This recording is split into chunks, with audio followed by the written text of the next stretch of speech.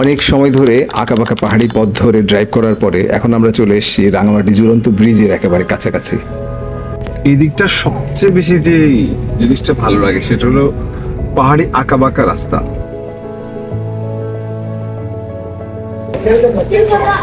আমরা এখন আছি রাঙামাটির যে ঝুলন্ত ব্রিজটা রয়েছে ওটার ঠিক প্রবেশ মুখে। এই দিক দিয়ে আপনাকে এন্ট্রি নিতে হবে এবং এই দিকটাতে পার্কিং করতে হবে।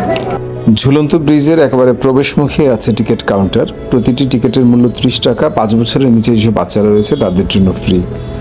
টিকিট কাটা শেষ, এবার আমরা প্রবেশপথ দিয়ে ঝুলন্ত ব্রিজের দিকে হাঁটা শুরু করলাম।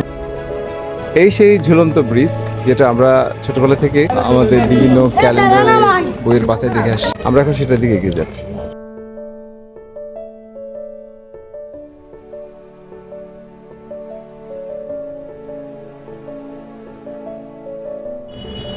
রাঙামাটির ঝুলন্ত ব্রিজটি মূলত সিম্বল অফ রাঙামাটি। ছোটবেলা থেকে আমরা বিভিন্ন ক্যালেন্ডার এবং বইয়ের পাতায় এই ব্রিজটি দেখে দেখে বড় হয়েছি।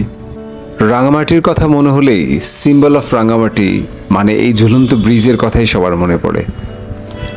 এটি নির্মাণ হয় 1986 সালে বাংলাদেশ পর্যটন কর্পোরেশনের অধীনে এবং রাঙামাটি শহরের একেবারে শেষ প্রান্তে কাপ্তাই হ্রদের উপর অবস্থিত 335 ফিট লম্বা এই সেতুটি মূলত দুইটি পাহাড়কে সংযোগ করেছে। এটি রাঙামাটি সদরের একেবারে তবলছড়ি এলাকায় অবস্থিত। এই সেতুটি দুটি বিচ্ছিন্ন পাহাড়কে সংযুক্ত করেছে।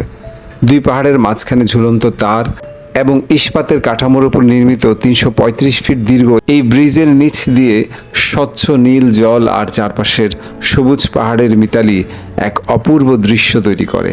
নেক্সট যখনই আপনি রাঙামাটি আসবেন বা রাঙামাটি আসার প্ল্যান করবেন, অবশ্যই সিম্বল অফ রাঙামাটি এই ব্রিজটি ভ্রমণ করতে একেবারেই ভুলবেন না।